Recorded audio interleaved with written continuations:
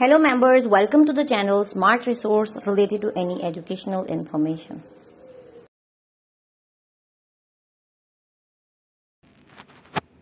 Hey members, Assalamu alaikum. Bismillahirrahmanirrahim.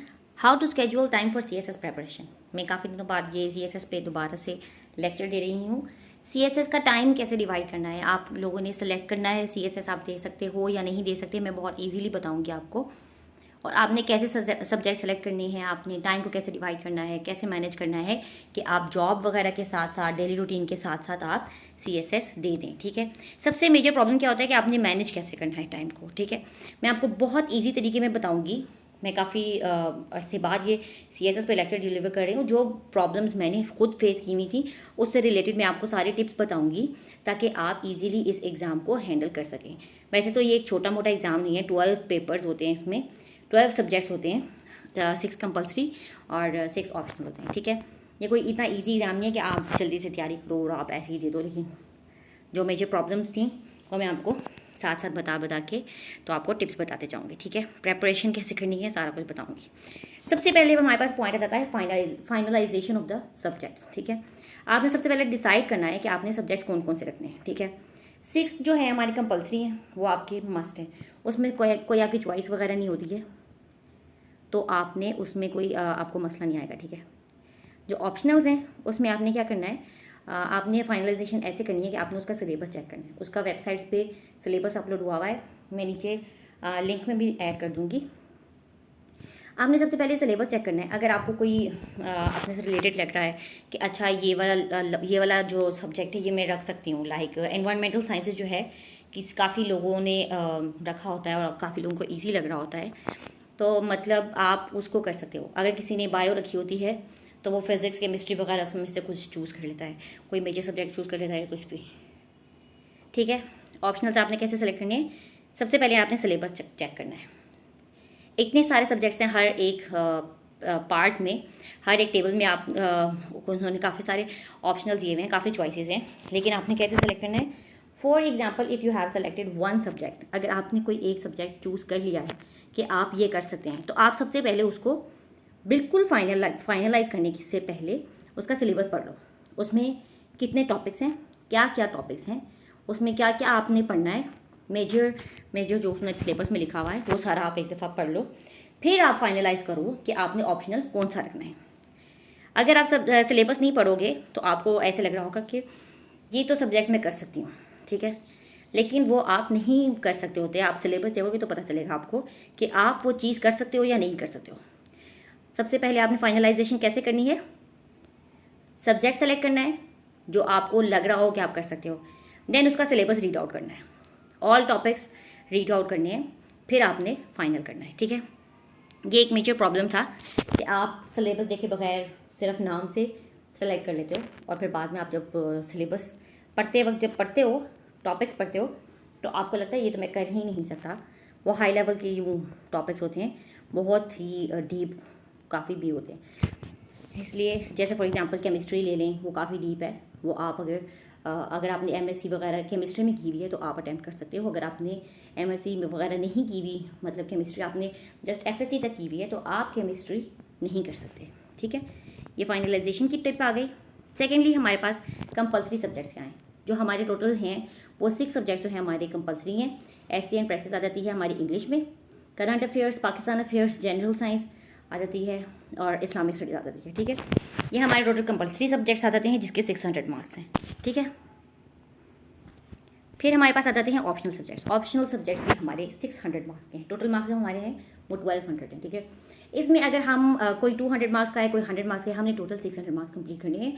हर part में से एक ही सेलेक्ट कर सकते हैं आप, और किसी में से 2 भी कर सकते हैं. लाइक लैंग्वेज वगैरह में से मेरे ख्याल में एक कर सकते हैं, लेकिन वो काफ़ी आ जाता है अगर आपने लैंग्वेज वगैरह में कोई मास्टर्स वगैरह किया हो, लाइक उर्दू में अगर मास्टर्स किया हो. मैं साइंस सब्जेक्ट स्टूडेंट थी तो इसलिए मैंने कोई लैंग्वेज से रिलेटेड कोई भी सब्जेक्ट सेलेक्ट नहीं किया था. अगर आप 200 का देखा जाए ना, तो केमिस्ट्री अगर आप देखें तो उसके भी 2 पेपर्स हैं, आप उसको एक कंसिडर नहीं कर सकते, 2 हैं, मतलब टोटल 6 सब्जेक्ट्स ही आ जाते हैं. वैसे है कि आपको चॉइस ही आ जाती है कि अगर आप इंटरनेशनल रिलेशंस ले रहे हैं, फिजिक्स ले रहे हैं, केमिस्ट्री ले रहे हैं, वो 200 मार्क्स का है, तो आपको यूँ 3 सेलेक्ट करने पड़ते हैं छः नहीं करने पड़ते, ठीक है, चॉइस आपकी कम हो जाती है। लेकिन सब्जेक्ट हमारे पास वो 6 ही आ जाते हैं।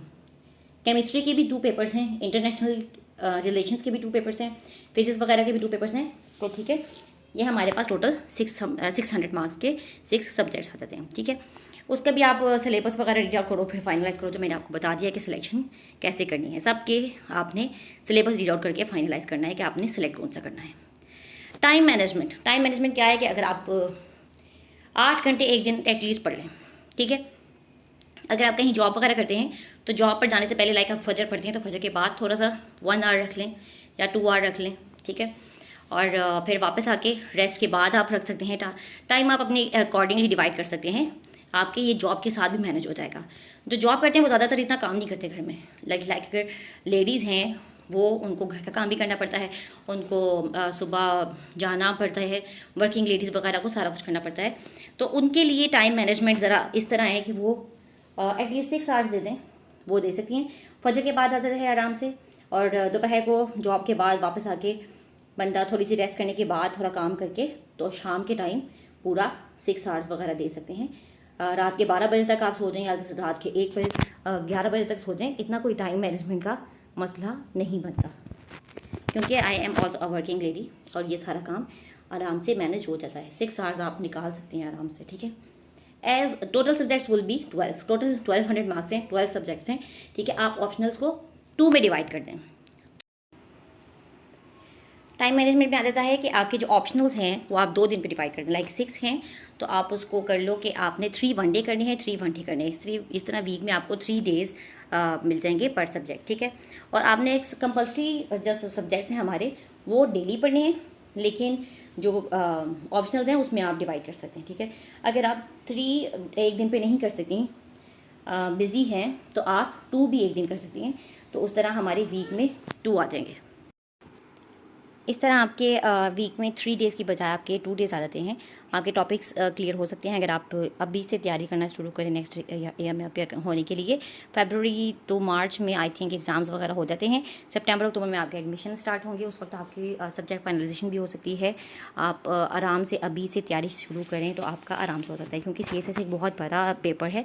उसके लिए आप ऐसे नहीं कर सकते कि आपने लास्ट 2-3 मंथ्स में एडमिशन सबमिट कराया, फॉर्म्स वगैरह सबमिट कराया और आपने तैयारी कर ली है। बहुत टफ सब्जेक्ट्स हैं।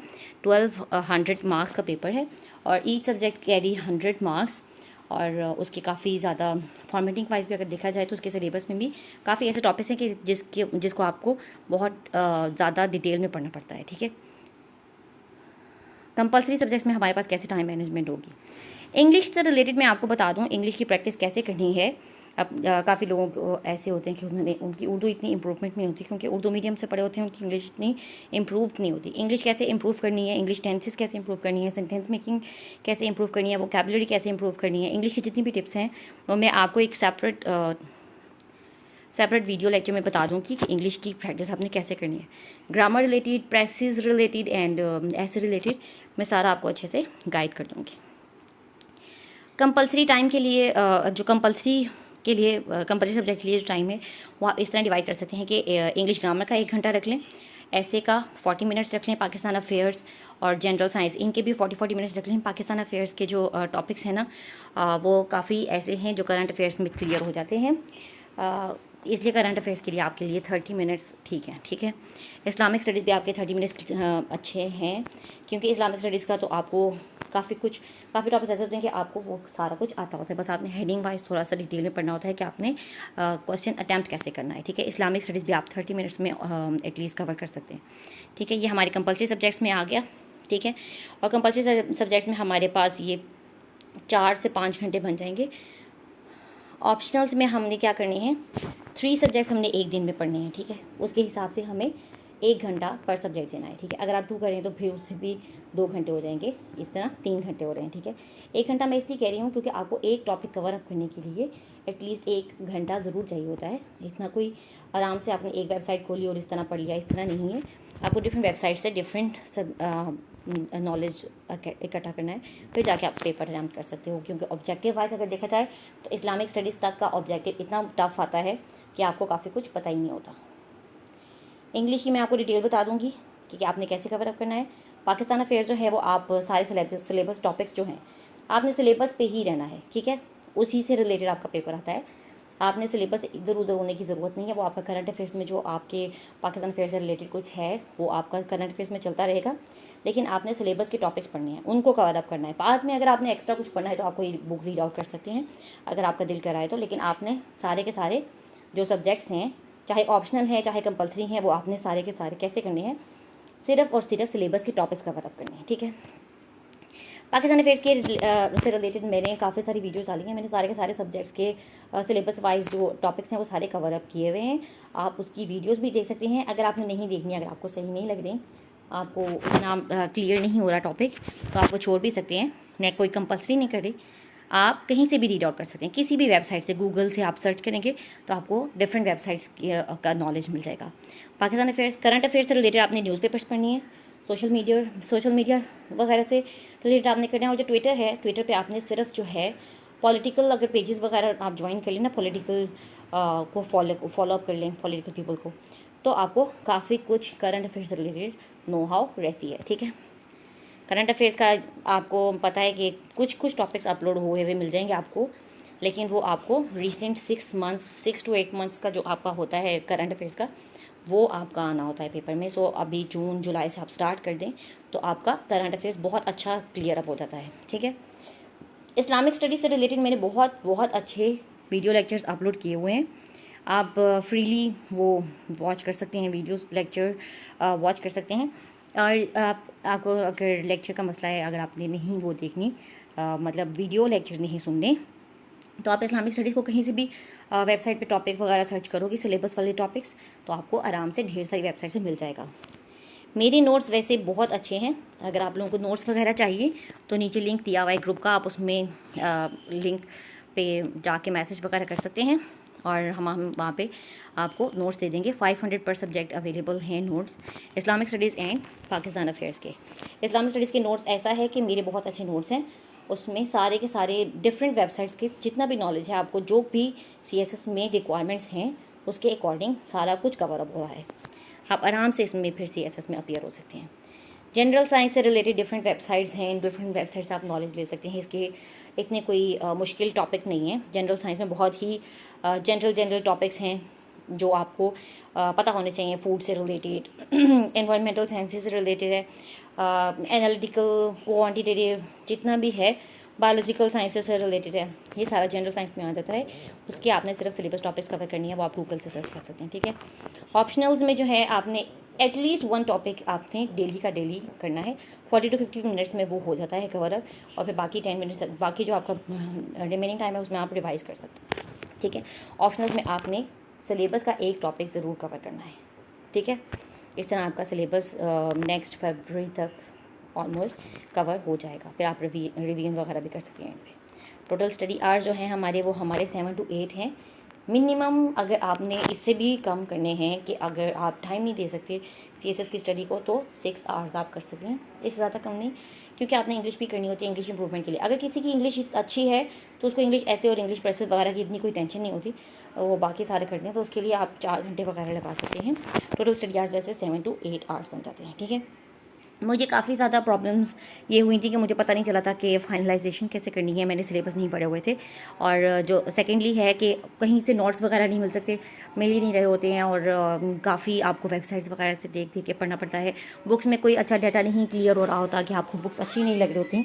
और जो बाकी रिलेटेड अगर हम देखें तो नोट्स अगर देखें तो इस्लामिक स्टडीज़ में पाकिस्तान अफेयर्स के मैंने यही प्रॉब्लम देखते हुए बनाए थे नोट्स के। आपको कहीं से कोई डाटा क्लियर अप नहीं हो रहा होता, आपका वो टॉपिक कवर नहीं हो रहा होता कि आपने कौन सा टॉपिक कहाँ से पढ़ना है। इतने ज़्यादा वेबसाइट्स सारी होती हैं, CSS रिलेटेड इतनी वेबसाइट्स हैं, लेकिन कहीं पे इतना कोई क्लियर अप डाटा नहीं है। क्यों? इसलिए मैंने कंपाइलेशन टाइप किया हुआ है कि आपकी सारी की सारी हेडिंग्स आपकी जो हैं वो एकदम में कवर हो रही होती हैं, एक ही नोट्स में कवर होती हैं। इसलिए अगर आप लोगों को नोट्स वगैरह भी चाहिए होंगे तो मैं आपको डिटेल में नोट्स भी सेंड कर दूँगी, और आप वीडियोज़ वगैरह भी वॉच कर सकते हैं, वो आपके लिए टोटली फ्री है। अल्लाह हाफ़िज़।